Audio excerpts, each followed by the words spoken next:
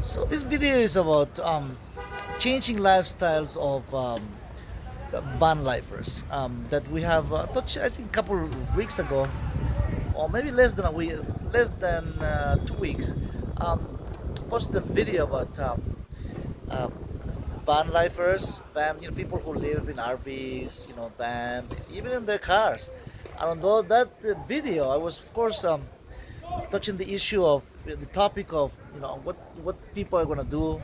There are thousands and thousands and thousands of people, in the U.S. and Canada, living in their van, in their vehicle, in RV. It's a lifestyle that for most of the last 50 years, this has been very popular among retirees and just adventurous people. I mean, adventurous. Anyone, anybody who can call themselves adventurous. Myself too. Why not? I always dream of, like, driving the road.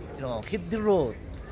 Go somewhere or go nowhere. Like if you take the East Coast from the East Coast, let's say you start in Miami, driving, driving all upstate, the Panhandle, then cruising around Mississippi, Alabama, all these states, going all the way to California, and then going up north, and then crossing the mountains, Colorado, and just going northeast. I mean, thousands of people have done that, and not that, and people who have done this kind of adventurous trip, not just retirees or people who are uh, or people on vacation, but as a lifestyle. In fact, many people park over in public parks, um, sport facility, just like the one I'm looking at right now here. This is a sports facility, but definitely there's plenty of parking area that people park, and even overnight parking. People take care of this area that's very safe. People allow you to park there. I mean, the people in charge of huge sports facility like this one. There's people playing tennis there. There's a swimming pool there. There's public. This is run by the state. By the run, it's public because it's run by the state. But if you just park and attend the facility for a couple of dollars, you can pay a small fee to play in this locality. And you can park there overnight if you want to. Nobody bother you or anything. Just places like this, and Mexico too, right? You can just because there are so many restrictions now, that has been approved by different states, even states that have plenty of space, land. Uh, Look, if we talk about New York City, yes, if you park in public space, there is a garbage truck, running around all night, picking up garbage. I mean, there are so many, schedules for, and you're gonna run into the police. Most likely, the police gonna knock on your door, and definitely there are concerns about that, but Mexico, I was touching the issue of if, like places like Walmart, Mexico. Remember, um, every Walmart in the world. I mean, they're run independently. The brand is the same, the company is the same, but Walmart Mexico run by itself. But like they have their own management, of course, and they have their own rules and regulation. I mean, if you're parked over in Denver, Colorado, at a Walmart, of course, that I mean, you can park overnight there, or 2 or 3 nights. Who knows, a week maybe. But it's an agreement that you have done homework with management. I mean, you talk to them. Look, that you're gonna be parked way in the corner. You're not gonna bother anybody. You're gonna be okay, right? But then that's in Denver. I just mentioned one, right? Washington D.C. or anywhere in South Carolina, Walmart parking lots are. I'm not saying it's free. All I'm saying is that every Walmart anywhere in the states, you have to, like if you have a little conversation with management people, they will allow you, of course. I mean, it's a very much socially conscious company. I'm not saying that it's the best company. All I'm saying is that there is a way to do it the same way. If you travel in Mexico, if you bring your RV, recreational vehicle, to Mexico, um, um, you can have an same way. Talk to the local Walmart guy in charge of the security and safety of the parking lot, and plus there are there are in every Walmart in the world. Mexico, you were there, Central America, and Costa Rica, San Jose, even Tegucigalpa. I have seen Tegucigalpa. Walmart, they have plenty of. They have guards, of course, guards outside standing, that take care and looks for. And if you talk to the guard, a little tip, a dollar, a couple dollars, why not? I mean, there's a way to do it in anywhere you are basically. If you're traveling Mexico to Central America, people do that. Many people adventurous travel in their RVs, recreational vehicles. There's so many restrictions, because they're talking about like the new ordinances in some places, like in California especially. They're talking about penalties, fees that you have, like a parking tickets. I mean, or restrictions allowing you just to park 4 hours or 5 hours. Who knows? I mean, but 4 hours is almost nothing. I mean, what can you do in 4 hours? You can sleep. I mean, you can inside your RV, where you have your everything, to rest a little bit. But 4 or 5 hours later, I mean, if they're watching you, I mean, right? Um, they're gonna knock on your door, guys. I mean, so it wasn't like that, but local ordinance, some state regulations, city counties, uh, it's just becoming a headache now. But in this video, I'm gonna just talk about a little bit. What about a little more about what about the RV companies? I mean, the company makers. I mean, don't they have a lobbying power to, on behalf of drivers, on behalf of their customers? RV makers are big, huge companies, especially in Indiana. They're based. Some of them are based in Indiana. What about them lobbying on your behalf, in our behalf, on the customers' behalf, on behalf of the little people? That basically, I mean, if you are one of those that there you're making it with your social security money, social security check, or working even as a um, making deliveries, doing different kinds of deliveries, or a digital nomad life. It's not that much basically, and thousands of people are doing that. I mean, they can if you can afford to pay an apartment, $2,000 apartment, plus utility bills, electric. I mean, the whole thing. I mean, it's $2,500, $3,000 a month, just to be able to have a roof on your top, roof, at an apartment building. Of course, an RV.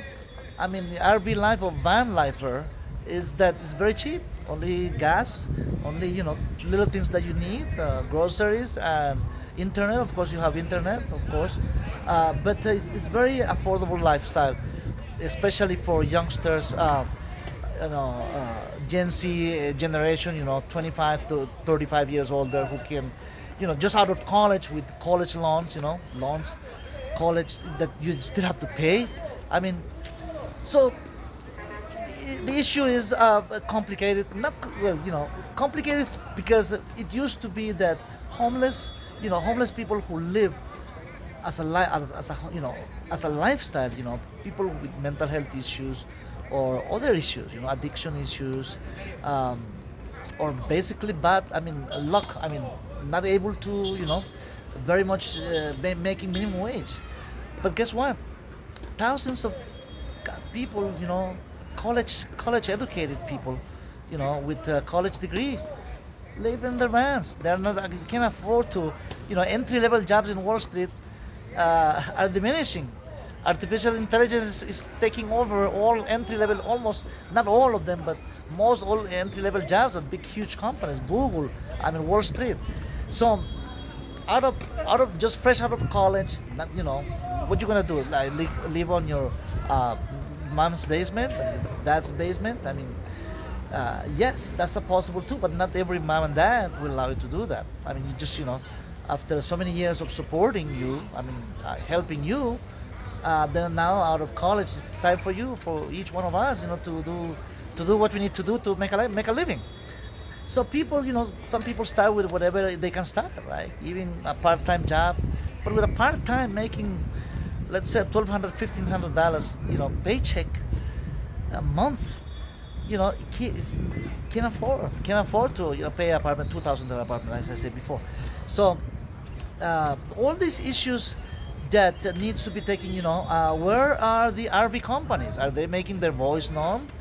I mean, what about stockholders of these big companies? What if they are stopping? What if they're not selling their RVs when RVs drivers are being pressured to live that lifestyle. RV drivers, RV people who live in their vans or in their recreation vehicle are feeling the pressure. Isn't that when there's so much pressure, that's gonna cause less people to buy those kind of vehicles.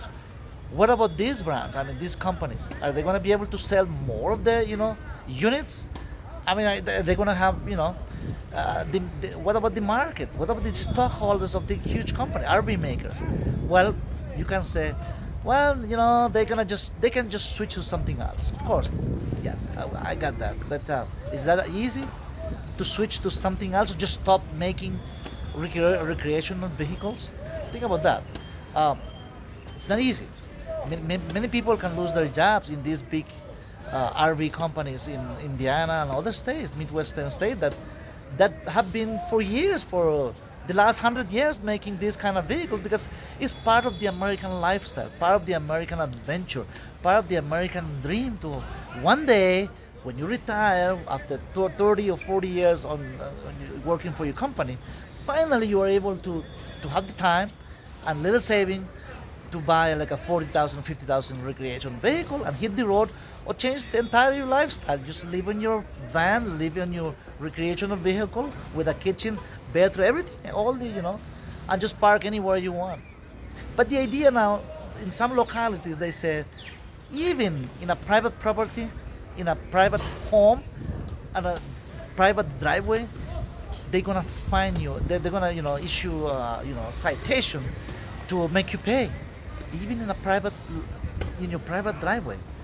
There was a guy a few days ago. I was watching one of the guys who posted on YouTube about, say he was, he had his RV way on his backyard, but some neighbor made the call that there was, some activity with RV, with something going on in the backyard, and that was disturbing the area.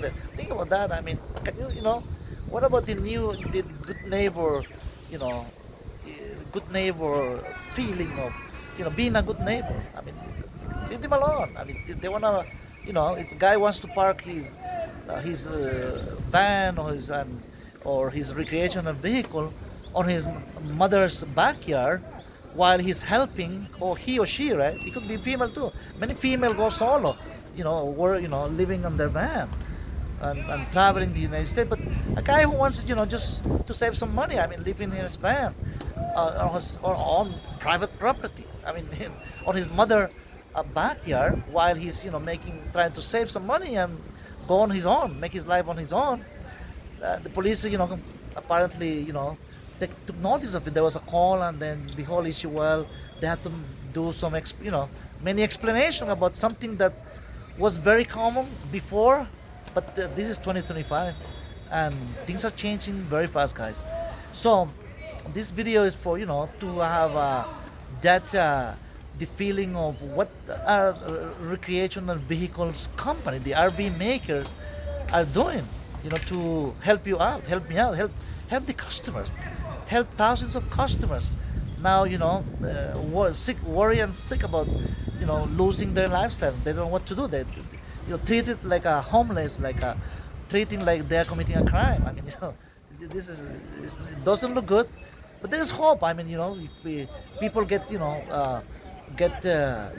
together and make their voice known, of course they can be, that possibility. Some localities can change, some municipal, some districts or counties. Because this is a state level, a local, like in San Francisco. San Francisco, one of the most liberal states, are the local ordinances in San Francisco making people move from out, from the highway. There was a highway nearby the highway where people were parked a line all the way, and they were in the middle of the street, just on the side street. But still, as a violation, in San Francisco, that was the latest one that I got. The city council just, of San Francisco, of course, approved that, they have to move there or do something or move out of state somewhere. But anywhere you go, basically, every state is taking measures about controlling. This is about control. It's not about controlling how you can live. How it's just not good. But we see what happens next. But we're gonna keep your eyes open and keeping you updated with what's going on in every state possible. So thanks guys for watching. I'll see you in the next video. Please, if you haven't subscribe and give us a thumbs up if you like our videos, my videos, and see you in the next video. Take care and may God bless you all.